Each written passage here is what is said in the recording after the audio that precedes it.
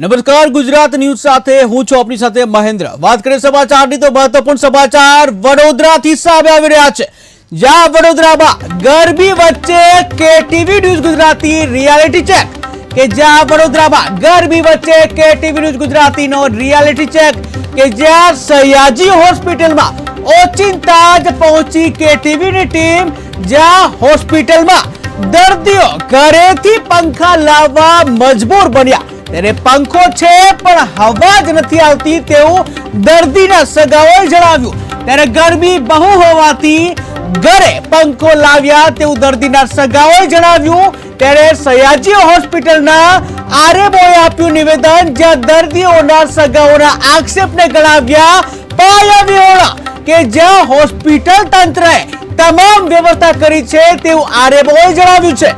ત્યારે હીટ સ્ટ્રોકના વોર્ડમાં કુલર અને એસી છે તેવું આરએમઓએ જણાવ્યું। જ્યાં બગડેલ પંખો રિપેર કરવામાં આવ્યો છે, આદેશ આપવામાં આવે છે બગડેલ પંખાને રિપેર કરવાના તેવું આરએમઓએ જણાવ્યું છે। જ્યાં જરૂર પડે તો કુલર મૂકવા પણ આદેશ કરાયા છે તેવું આરએમઓએ જણાવ્યું છે। તો મહત્વપૂર્ણ સમાચાર સામે આવી રહ્યા છે કે જ્યાં રાજ્યમાં હાર કાળઝાળ ગરમી પડી રહી છે। ગઈકાલે રેડ એલર્ટ હતું, આજે યલો એલર્ટ જાહેર કરવામાં આવ્યું છે। ઠેર ઠેર જે કાળઝાળ ગરમી પડી રહી છે, આ ગરમી વચ્ચે વડોદરામાં કેટીવી ન્યૂઝનું રિયાલિટી ચેક કે જ્યાં સયાજી હોસ્પિટલમાં ઓચિંતી જ કેટીવીની ટીમે મુલાકાત લીધી હતી, ત્યાં રિયાલિટી ચેક કરવામાં આવ્યું। ત્યારે ત્યાંના દ્રશ્યો કંઈક અલગ જોવા મળ્યા કે જ્યાં હોસ્પિટલમાં દર્દીઓ ઘરેથી પંખા લાવવા મજબૂર બન્યા હતા।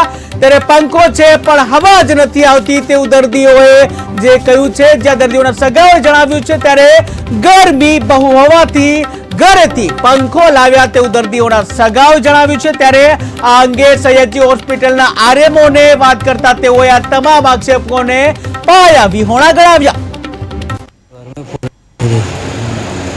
ગભરામણ જેવું પડી ગયેલું, રાતે 1:30 વાગે ઘરે પંખો મંગાવ્યો, પંખો આવ્યો તે લગીને નાયા કર્યો, મુશ્કેલી મુકાઈને પંખાનો અવાજ ના તમે નીચે ઉભા રહો તો તમને ખબર પડે।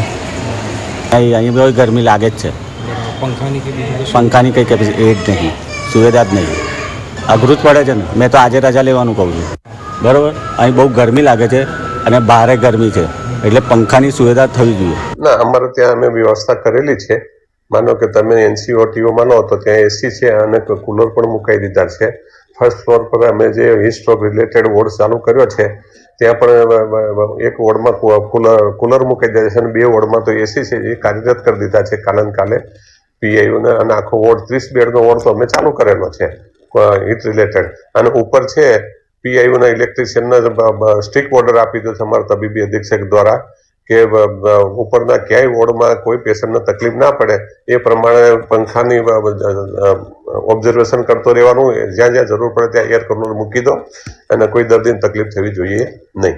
શું દર્દી પોતાના ઘરેથી પંખા કુલર લાવી શકે? ના, લાવવાની કોઈ જરૂર નથી, સરકારી તંત્ર બધી વ્યવસ્થા કરે છે। ગરમી ફૂલ લાગતી હતી, ગભરામણ જેવું પડી ગયું।